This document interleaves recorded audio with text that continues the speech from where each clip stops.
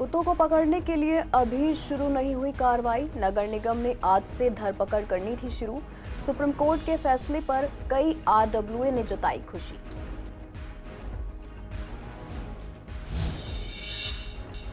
स्वामी दयानंद अस्पताल को जल्द मिलेगी नई बिल्डिंग। सत्या शर्मा ने किया अस्पताल का निरीक्षण। वेटिंग एरिया की कमी से मरीजों को हो रही थी परेशानी।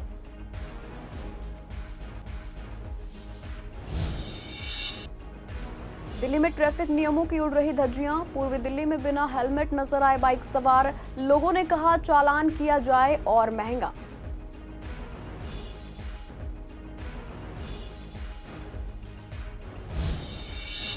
पुलिस ने फरार ड्रग तस्कर को किया गिरफ्तार। ड्रग सप्लाई के साथ देता था ट्रेनिंग। हेरोइन, नकदी, दवाइयां और ड्रग बनाने की मशीनें बरामद।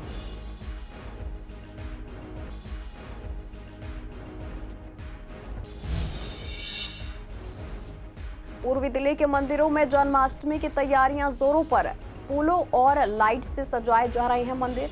16 अगस्त को मनाई जाएगी कृष्ण जन्माष्टमी।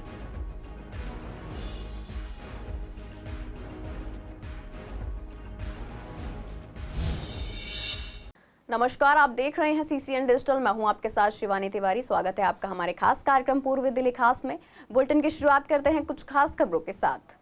हालांकि सुप्रीम कोर्ट ने दिल्ली सरकार को 8 हफ्तों के अंदर सभी आवारा कुत्तों के लिए शेल्टर होम बनाने का आदेश दिया है और कहा जा रहा था कि आज से नगर निगम की तरफ से कार्रवाई शुरू हो जाएगी, लेकिन कागजों पर सरकार ने काम शुरू नहीं किया। यमुना पार में लगभग सभी इलाकों के लोग कुत्ते से परेशान हैं।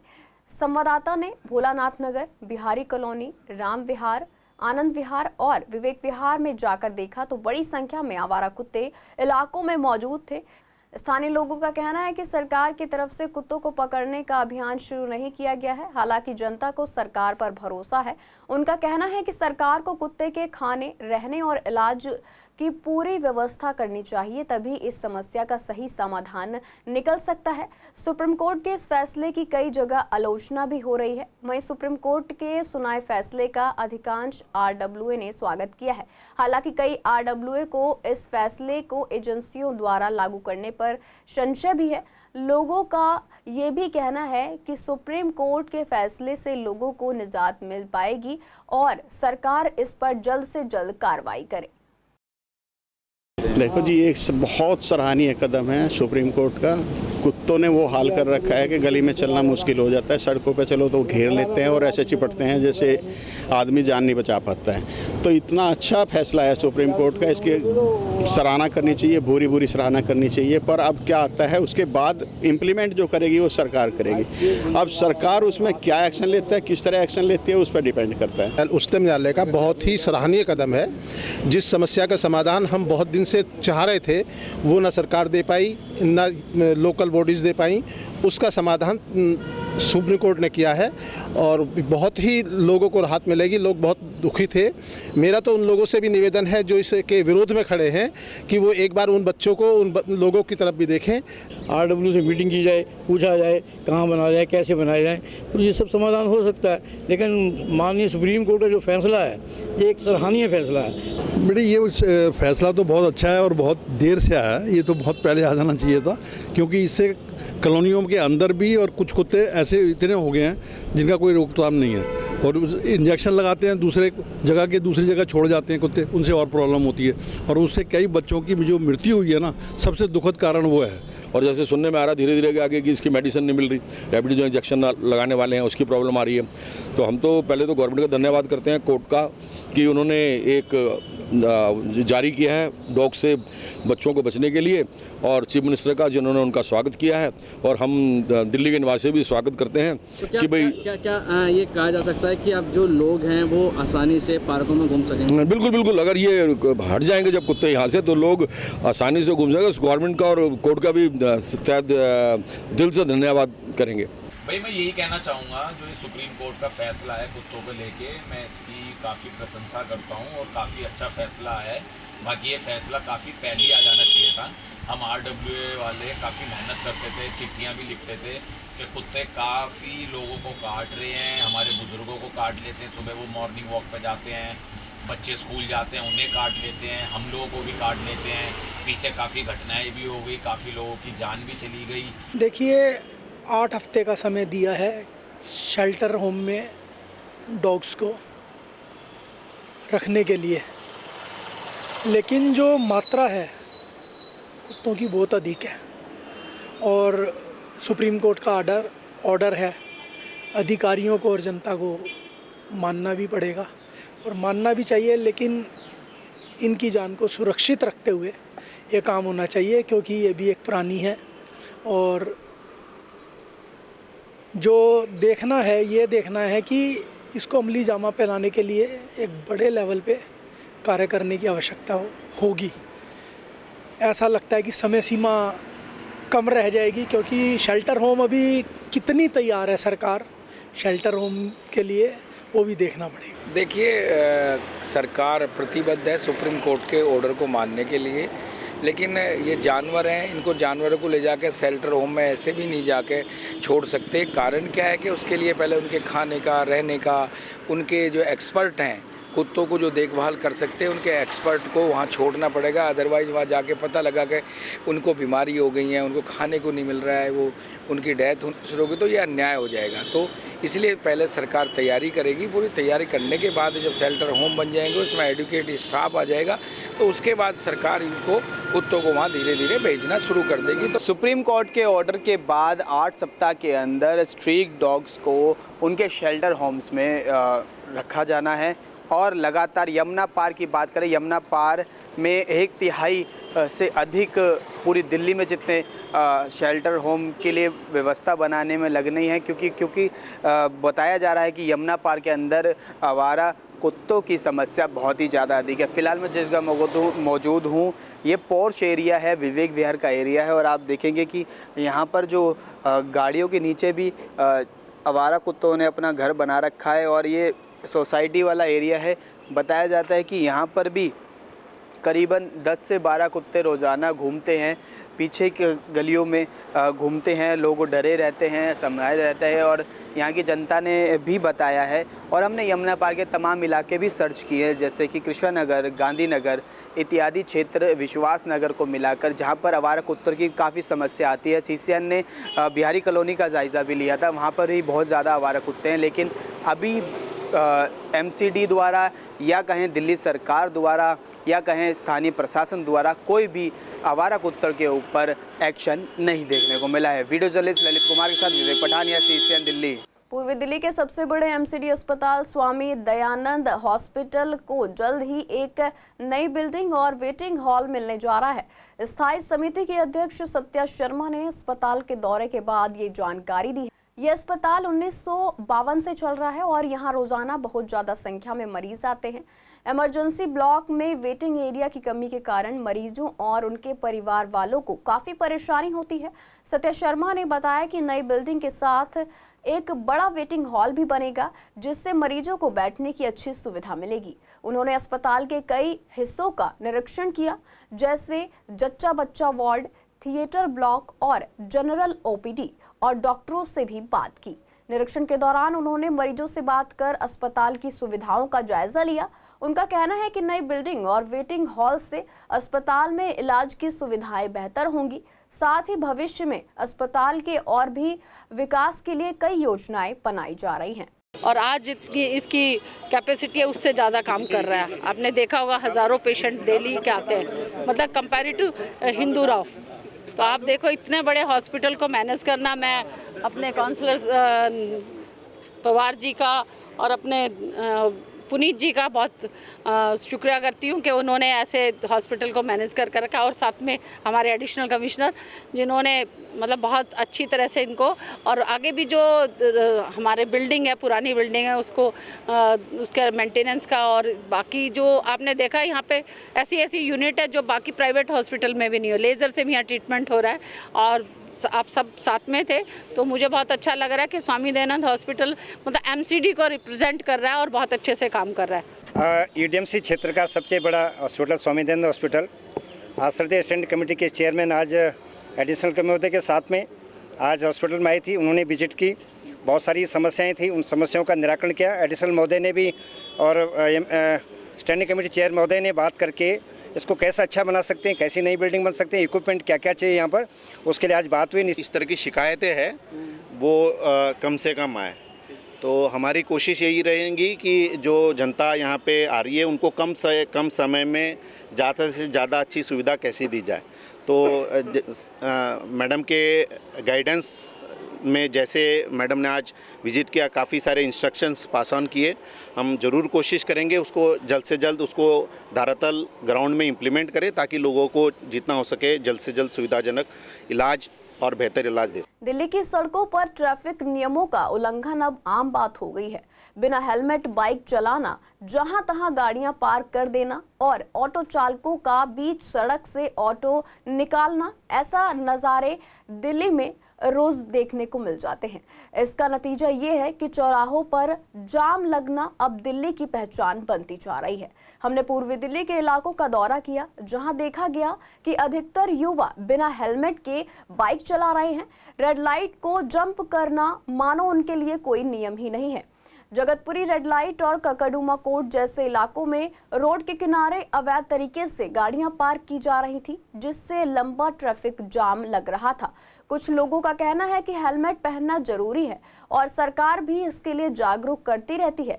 उनका सुझाव है कि जो लोग हेलमेट नहीं पहनते उनके चालान की राशि और बढ़ा देनी चाहिए ताकि लोग अपनी सुरक्षा को गंभीरता से लें। 80-80, 90-90 की स्पीड पर मोटरसाइकिलें दौड़ा रहे हैं, ट्रिपल राइडिंग कर रहे हैं और उसके साथ में हेलमेट भी नहीं पहन रहे हैं।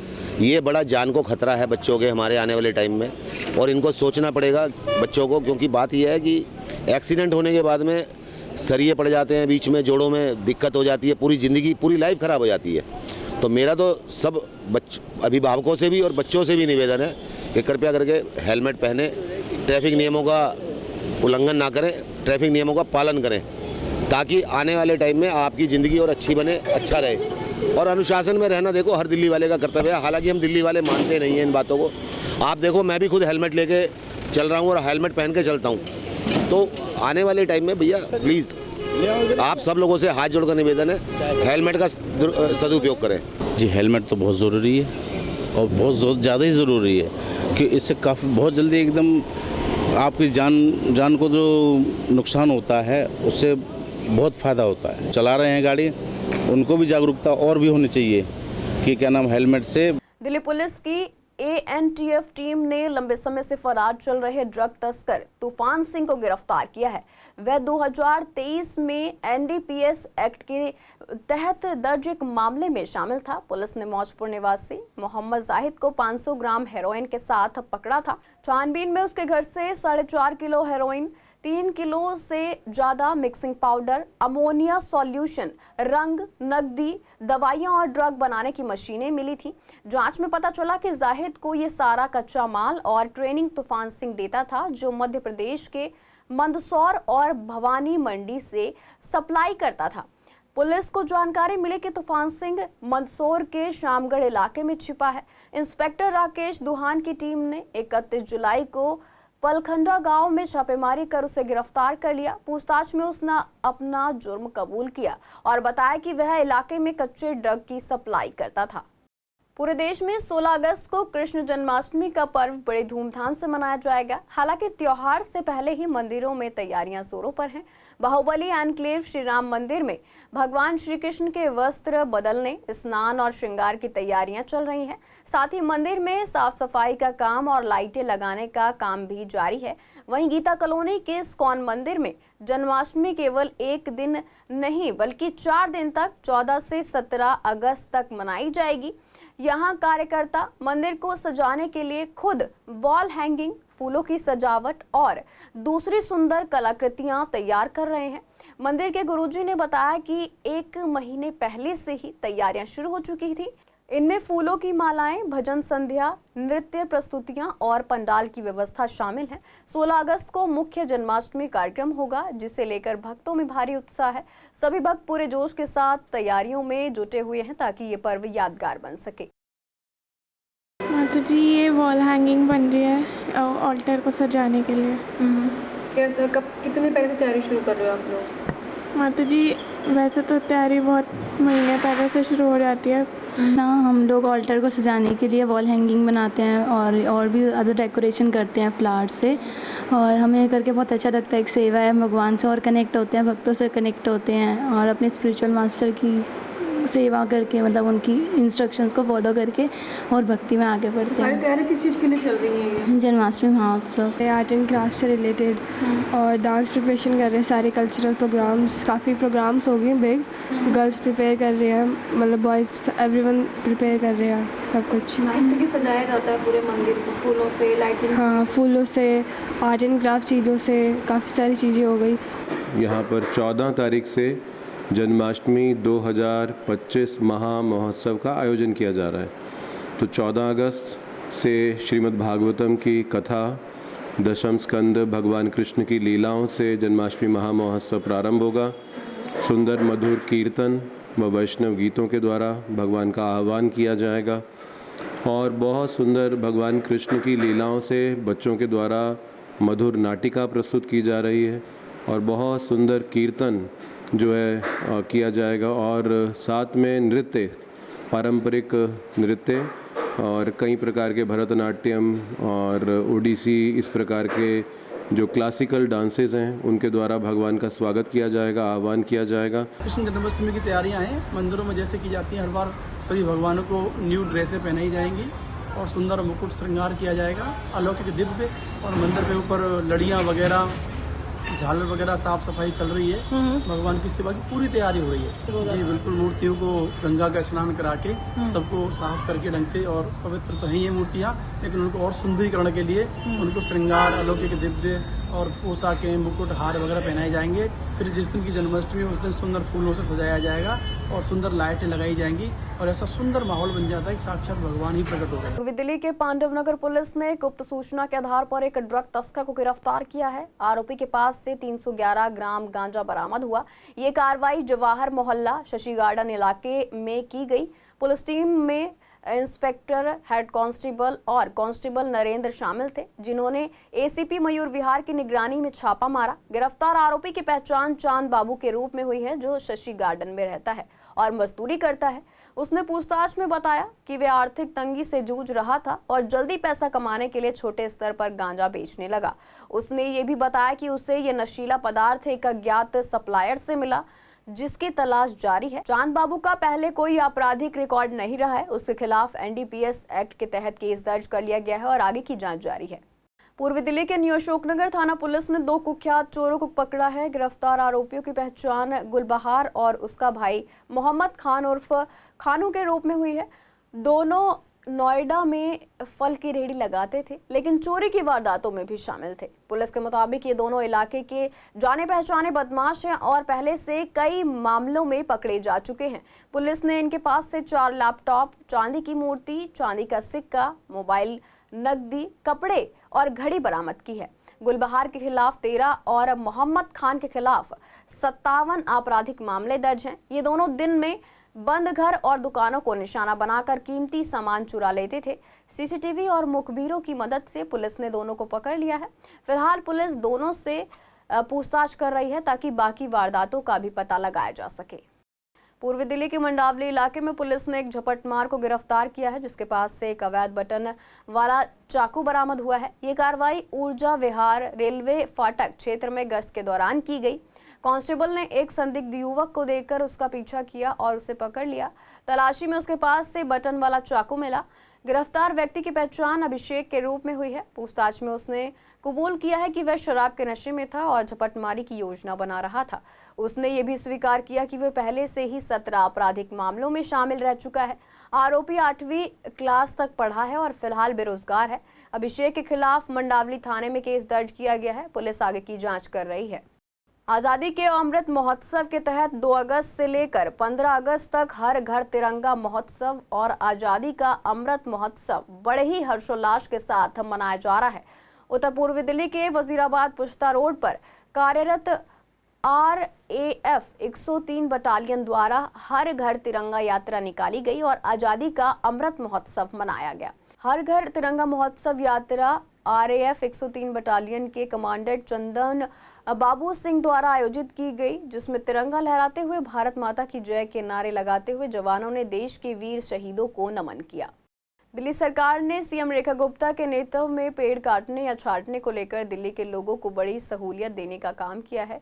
इस बात की जानकारी सरकार ने एक नया गैजेट नोटिफिकेशन जारी कर दी है। बता दें, कृष्णनगर से विधायक डॉक्टर अनिल गोयल ने प्रेस कॉन्फ्रेंस कर कहा है कि पहले लोगों को पेड़ काटने या छांटने के लिए काफ़ी परेशान होना पड़ता था, लेकिन अब एक मेल पर जानकारी देकर 24 घंटे बाद खुद ही उस पेड़ को काटने की प्रक्रिया कर सकते हैं। लेकिन इस पूरी प्रक्रिया से पहले आपको कुछ जानकारी और फोटो उस पेड़ से संबंधित देनी होगी। साथ ही अगर आप उस जमीन के मालिक नहीं हैं जहां पेड़ है, तो आपको मकान मालिक से एक एनओसी भी लेनी होगी। उसके बाद पेड़ सहित आसपास की फोटो आपको अपलोड करनी होगी। अपलोड करने के 24 घंटे बाद एक सीमा तक छटाई और कटाई आप कर सकते हैं।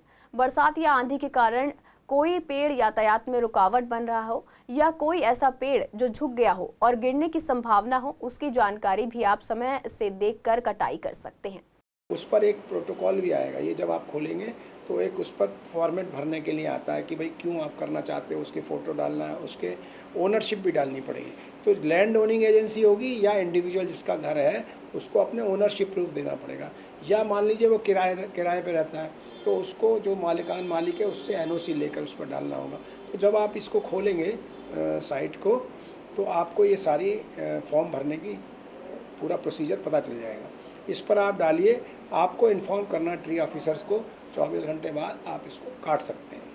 तो इस प्रकार से दिल्ली में, और इसके अलावा ये भी हमारी सरकार, मुख्यमंत्री रेखा गुप्ता जी की सरकार, और मैं तो माननीय उद्योग मंत्री, पर्यावरण मंत्री माननीय मनजिंदर सिंह सिरसा जी को भी इसको साधुवाद धन्यवाद देना चाहता हूँ। ये कहा ही कि जिस तरह से सेफ्टी में आ रहा है, राइट ऑफ वे आ रहा है, लेकिन आप पेड़ भी लगाएं। ये भी बात है, जहाँ जहाँ पेड़ लगा सकते हैं 5 से 10 पेड़ ज़रूर लगाएं, जिससे कि हरित दिल्ली, अपनी दिल्ली हरित दिल्ली हो सके। हाँ, दोनों चीज़ों को बैलेंस करने की कोशिश की है। पर्यावरण का संतुलन भी रखना है, और जो खतरनाक पेड़ हैं जिनके लिए इनको अप्रूवल में, ट्री ऑफिसर से अप्रूवल मिलने में मुश्किल हो रही थी, और सालों साल वो जो पेड़ थे, हानिकारक पेड़ बढ़ते चले जा रहे थे, लोगों को समस्याएं हो रही थी। उन लोगों की समस्याओं को, या उन एजेंसी, लैंड ओनिंग एजेंसी, चाहे वो एमसीडी भी हो सकती है, डीडीए भी हो सकती है, दिल्ली मेट्रो भी हो सकती है, ट्रांसपोर्ट कॉर्पोरेशन भी हो सकती है। फिलहाल के लिए बुलेटिन में इतना ही। ऐसी तमाम अपडेट्स के लिए बने रहिए सीसीएन डिजिटल के साथ।